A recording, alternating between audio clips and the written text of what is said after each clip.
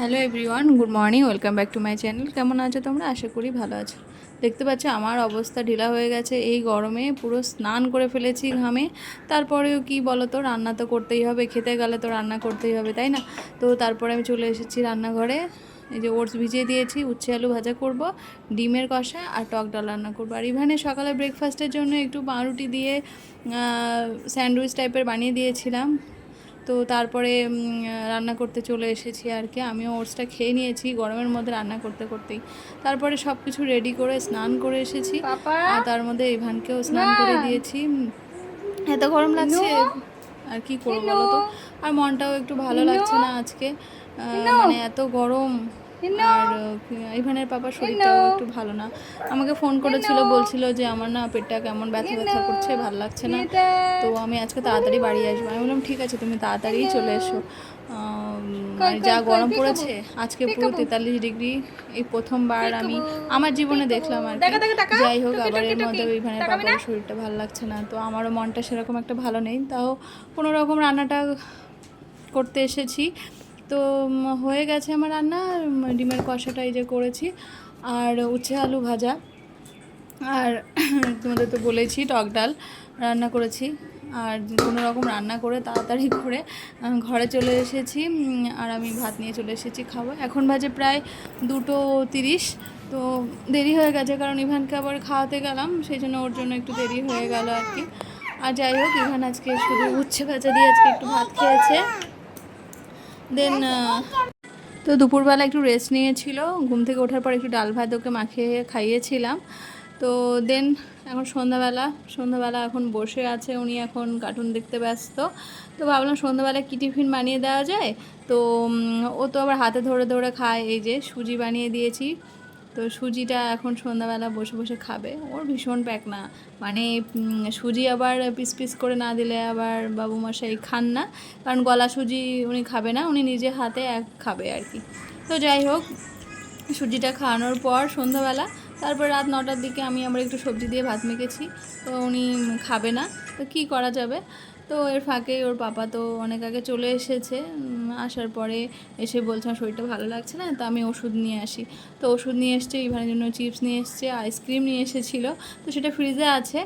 আর আর ORS নিয়ে এসেছে আর কি। তো সেটা গুলে আর কি জল খেতে বলেছে।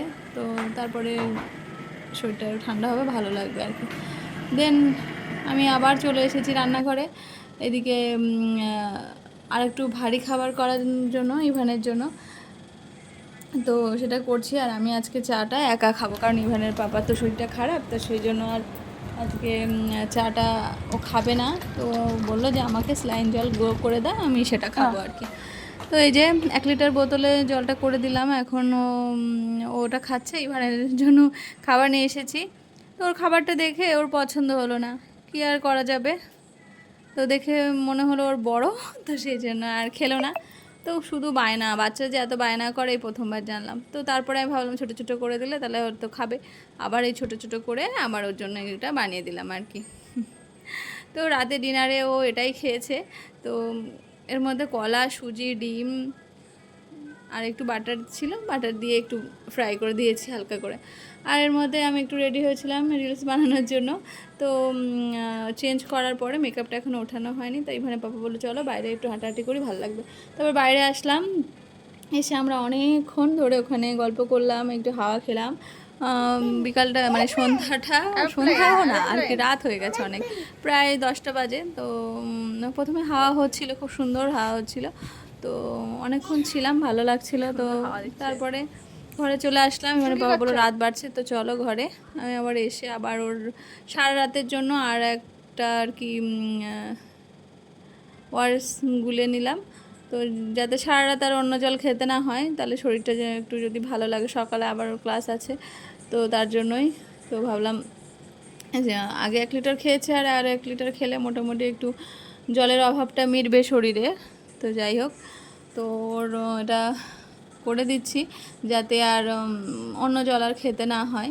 আর আমিও এদিকে রাতে ডিনারটা সেরে নিয়েছি, আর ইভান খেয়ে দিয়ে যা খেয়েছে সেগুলোই, আর কিছুই খায়নি। ওই যে দেখলে তোমরা প্যানকেক টাইপের করে দিয়েছেন, এটা খেয়েছে।